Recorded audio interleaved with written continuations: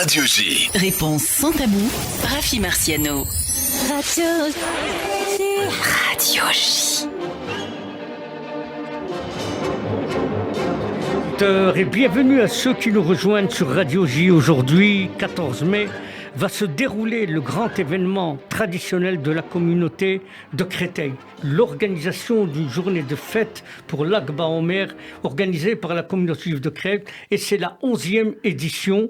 Cette exceptionnelle manifestation familiale qui réunira toutes les générations autour de stands de restauration, de musique, débutera tout à l'heure, si vous nous rejoignez à partir de midi, au parc de la Brèche à Créteil, où il y a bien sûr tous les problèmes de sécurité résolus, et le parking, vous avez un très grand parking, et le métro à Créteil. Albert Elarard, bonjour. Bonjour Rafi. Alors je rappelle que vous êtes le président de la communauté juive de Créteil. Alors le dynamisme et la vitalité du judaïsme de Créteil se confirment tous les jours. Débats culturels, limoud, Shabbat plein, conférences. Après une semaine judéo-marocaine mémorable, vous enchaînez avec l'Akba Omer. Racontez-nous. Écoutez, d'abord, merci de me recevoir.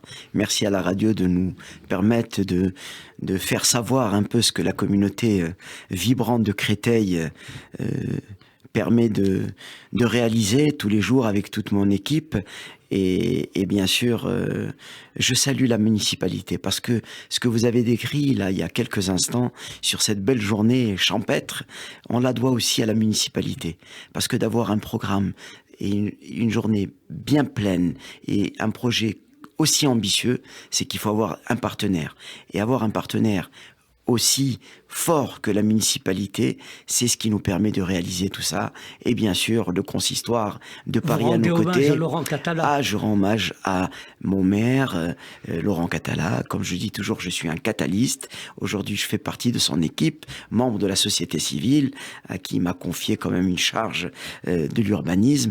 Donc, je veux lui rendre hommage, et particulièrement pour tout ce qu'il apporte à la communauté tout au long de l'année, comme vous nous avez accompagnés, et je crois, et je le souligne encore, merci pour cette relation très étroite, pour cette organisation de la semaine judo-marocaine, qui encore, elle rejaillit, j'arrive du Maroc, et du Maroc, elle retentit encore par les amis, par le cercle d'amis qui s'est constitué durant cette semaine, et puis cette journée de l'Akba Omer, qui devient aujourd'hui, elle est inscrite dans le calendrier municipal de la ville, des activités de la ville de Créteil. Officiel. Officiel.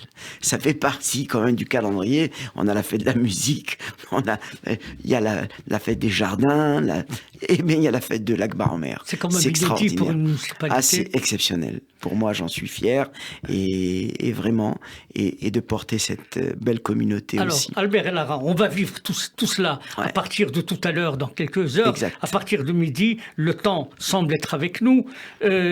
Alors donc, il y a les problèmes de sécurité sont réglés, pour rassurer les publics, il y a des différentes personnalités. Dès que nous rentrons dans le parc de la Brèche, il y a ce grand podium central où est installé un grand orchestre qui va assurer de la musique. Alors c'est un parc quand même qui s'appelle, pas le parc de la Brèche aujourd'hui, il s'appelle le parc Alain Gozlan, qui était un conseiller municipal et qui a eu une mort tragique il y a maintenant 5 ans. Et la municipalité aujourd'hui a donné ce nom et lui rend hommage. Donc c'est quand même un parc de 10 000 m² qui est équipé pour les enfants, des stands d'animation, des stands de jeux gonflables. C'est assez impressionnant. Il y a des jardins, des arbres, on peut se mettre à l'ombre si c'est trop chaud. Maintenant, depuis quelques années, des gens arrivent avec leur panier pour se restaurer.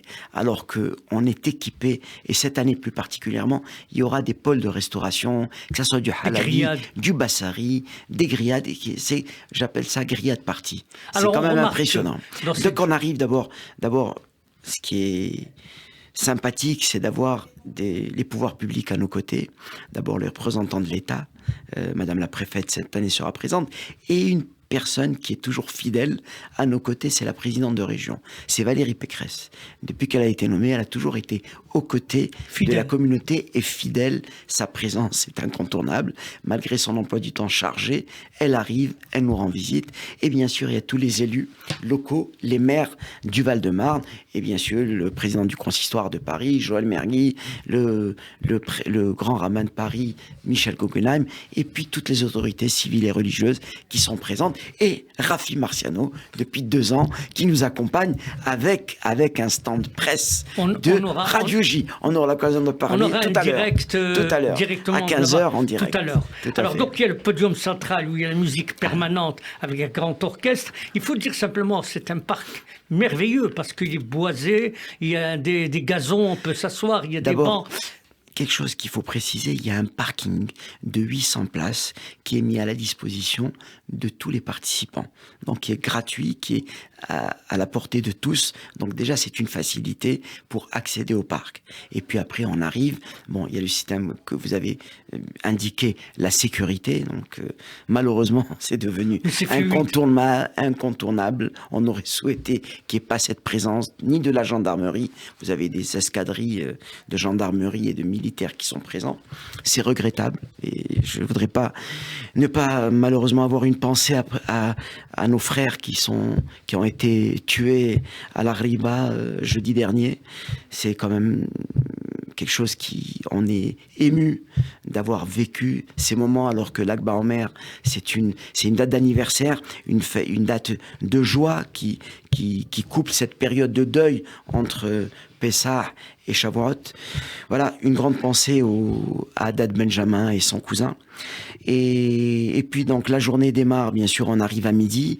À midi, les gens arrivent, c'est assez impressionnant de voir tous ces stands de nourriture. Des parents, des petits enfants. Des familles entières.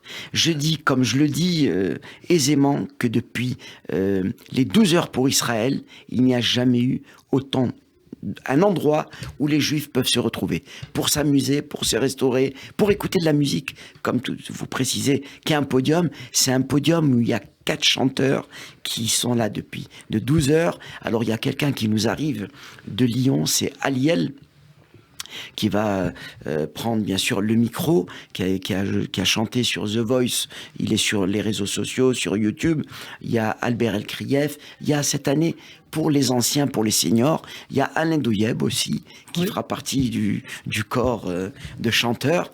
Et puis vous avez impressionnant le nombre de stands, bien sûr, de gens, des commerçants et des stands d'associations. C'est-à-dire que vous avez donné la pluralité de la communauté. Chaque association qui le souhaite peut avoir son stand pour s'exprimer. Écoutez, c'est des stands qui sont mis en place depuis jeudi par la municipalité. Il y a plusieurs stands. Alors, c'est des 3 mètres sur 3. Il y a des associations. Tiens, cette année, c'est nouveau. On a le KKL qui a souhaité être présent, qui sera présent.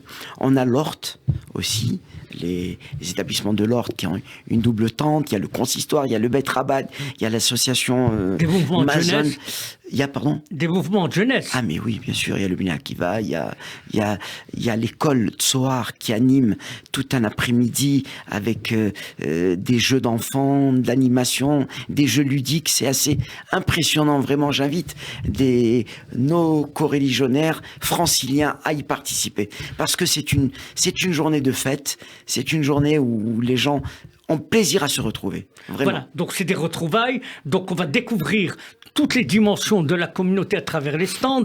On va donc avoir des informations culturelles sur les écoles, sur les mouvements de jeunesse, sur les différentes associations, sur le KKL, comment vit une communauté. On va tout retrouver en microcosme sur le parc de la Brèche organisé par Créteil. Tout le monde est réuni. Vous avez aussi l'accueil des personnalités, vous l'avez souligné, la préfète, le maire Laurent Catala, le président du consistoire Joël Mergui. Toutes les personnalités du judaïsme français vont défiler pour rencontrer, vous leur donnez l'occasion d'aller à la rencontre des Juifs de France. Écoutez, ce qui est sympathique, c'est qu'il y a un alignement donc de stands, de toutes ces associations que nous avons décrites, et puis vous avez toutes ces personnalités qui passent de stand à stand pour un échange. Chacun évoque ce qu'il réalise au sein de son association, au sein de ton école, et ces pouvoirs publics découvrent certaines associations parisiennes qui qui n'ont pas dans le Val-de-Marne, qui n'ont pas eu l'occasion de connaître leur existence. Et je peux vous... Et de rencontrer des dirigeants. C'est exceptionnel. Franchement, ça donne envie d'y participer. Alors la diversité des publics, bien sûr, les arrière-grands-parents, les parents, tout le monde est invité. On va les retrouver, les petits-enfants. Il y a des châteaux gonflables, il y a des jeux pour les enfants, il y a des stands. Et c'est très diversifié autour aussi des stands de jeux pour enfants. Alors il y a pour tout âge. D'abord, c'est encadré par des adultes, d'accord ? Des animateurs. Des animateurs, des adultes pour diriger les enfants. Il n'y a pas de queue. Les enfants ont accès à de la trampoline. Cette année, on a du karting. C'est quand même assez varié, vraiment. C'est un coût assez important, onéreux, mais pour nous, il faut dire que l'entrée est gratuite. Non, il y a une petite participation, c'est négligeable. Vraiment, c'est négligeable. Ça permet vraiment, je dirais, c'est insignifiant. Vraiment insignifiant. 3 €, c'est insignifiant. C'est insignifiant. Pour moi, c'est gratuit. Devant ce qui est offert, c'est vraiment gratuit. Et ce que je voulais vous dire, c'est surtout l'animation et la joie sur les visages. Et de voir les gens de Gonesse qui vont rencontrer des Cristoliens, qui vont rencontrer des gens de Sucy-en-Brie, qui vont rencontrer des gens du 93, des gens du 95. Vraiment, c'est la fraternité qui se retrouve. Et je voudrais aussi insister sur la participation de notre ami le rabbin Michel Serfati, qui vient avec son camion, qui est présent, l'association judéo-musulmane. Alors, c'est ouvert à tous. Il y a toutes les associations. Il n'y a pas de différence. Il y a des juifs, des catholiques, des musulmans qui font partie de la fête. Je dirais, c'est la grande kermesse de la cité. Alors, pour une fête qu'on pourrait penser locale de la communauté juive de Créteil, pourquoi alors vous pensez que la présence des hauts responsables du judaïsme français est nécessaire dans ce cadre-là ? Mais c'est capital. D'abord, c'est leur manière de cautionner l'événement. C'est d'encourager nos coreligionnaires à être présents et eux-mêmes de donner une importance par leur présence à l'événement. Vous pensez que c'est un plus pour le public ? Mais bien sûr, c'est capital. C'est capital. Imaginez, vous avez une petite fête anodine, il n'y a aucune personnalité présente. C'est-à-dire que ce public-là n'a jamais l'occasion de rencontrer les dirigeants du CRIF, du consistoire, des personnalités. Et là, vous leur donnez l'occasion de les rencontrer. Ces personnes qu'on voit à la télévision, qu'on voit à travers les journaux, et même aujourd'hui, de rencontrer son maire, d'essayer de lui poser une question. Il y a des souhaits, et de rencontrer un maire adjoint au logement, un maire adjoint à l'enfance. On a aujourd'hui des problèmes de crèche. Voilà, il y a des enregistrements, il y a des directeurs de cabinet, et les gens ont des échanges. Et puis rencontrer la préfète. Aujourd'hui, il y a un problème majeur que tout le monde connaît, c'est assez national, le problème des passeports. Il y a des retards. Voir les visages, c'est pas pareil que d'avoir quelqu'un au téléphone. C'est tout de suite, c'est amical, c'est convivial, c'est un autre état d'esprit. On est endimanché. Vous pensez que c'est une mission qui vous incombe de faire rencontrer les publics avec les différentes personnalités politiques ? C'est pour moi capital. Et quand vous invitez les consuls du Maroc, qui sont habitués dans les fêtes des communautés, quel est le sens aujourd'hui d'inviter le consul d'Orly ou le consul général du Maroc ? Écoutez, c'est propre à l'Afrique du Nord, n'est-ce pas ? Cette festivité de l'Akba Omer, de partager un repas avec ses amis, avec sa famille, autour d'une... C'est ce que vous allez faire d'ailleurs. Écoutez, je reviens, j'ai revécu l'enfance que j'ai vécue au Maroc, à Casablanca. J'étais à Rabat lundi soir dernier pour l'Aïloula de l'Akba Omer. C'était impressionnant de voir le monde musulman présent, comme on a toujours eu à l'époque. C'est-à-dire, il n'y avait pas une manifestation de ce type sans être accompagné par les officiels locaux. Si vous voulez, comme le préfet, c'était le Mokadem, la wilaya de la région. Eh ben, j'ai voulu retransposer ça dans cette France qui nous a accueillis, cette belle France, qui nous permet, dans cette laïcité, de pratiquer notre religion, notre tradition. Et ben aujourd'hui, ces gens qui ont connu cette vie au Maroc, en Algérie, en Tunisie, c'est aujourd'hui de retrouver cette fraternité perdue.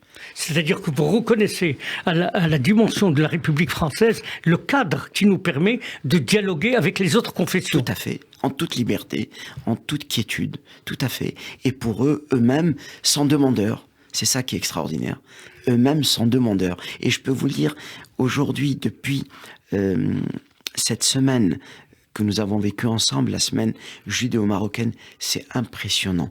C'est impressionnant de découvrir le monde musulman marocain, parce que de recevoir des demandes d'amitié sur les réseaux Facebook, de voir des étudiants marocains aujourd'hui découvrir la Torah et même parfois étudier la paracha de la semaine et faire des commentaires sur la paracha de la semaine.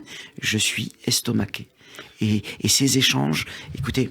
C'était un déclic pour des différents publics de redécouvrir le judaïsme aussi. De découvrir ce que les parents leur ont raconté.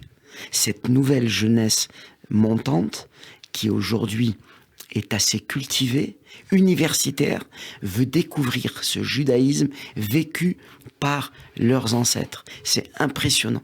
Moi, ce qui m'émeut est la positivité de cet événement. C'est extraordinaire. Et j'appelle à d'autres communautés de faire pareil. Parce que aujourd'hui, on est en France, on est appelé à vivre ensemble. Alors Albert El-Harar, vous qui êtes, disons, vous avez une légitimité auprès des autorités marocaines, comment vous expliquez ceux qui nous disent que dans les manuels d'histoire marocains aujourd'hui, de seconde, première, terminale, il n'y a pas un mot sur la présence juive au Maroc? Non. C'est-à-dire que cette génération-là ne saura jamais qu'il y a eu 250 000 juifs au Maroc. Alors, vous savez, aujourd'hui, je vais prononcer un nom de mes amis qui est à Casablanca, qui s'appelle Ahmed Gayat, aujourd'hui, qui a lancé une campagne, on appelle la caravane universitaire, qui fait le tour de toutes les universités du Maroc, jusqu'à Ifran, partout, pour faire découvrir justement... L'association Mimouna. L'association Mimouna, l'association Salam, Shalom, pour faire découvrir justement cette présence juive au Maroc. Et regardez, aujourd'hui, Mohamed Kenbib, qui a fait partie des intervenants, un illustre personnage qui a été membre émérite de l'université. Il a été bouleversé par la semaine.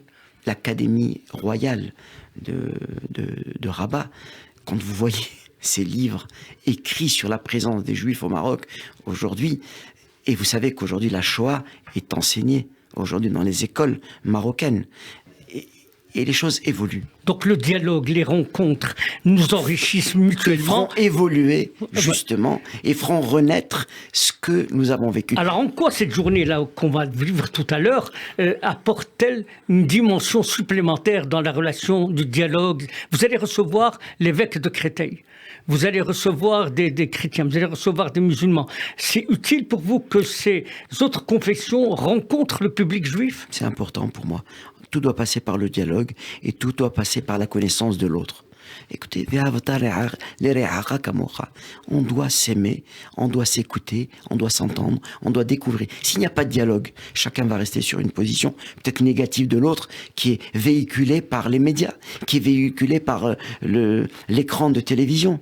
Non, aujourd'hui, on doit faire passer des messages, et des messages positifs, des messages qui vont peut-être faire un petit travail et que nos générations à venir vont peut-être récupérer le résultat.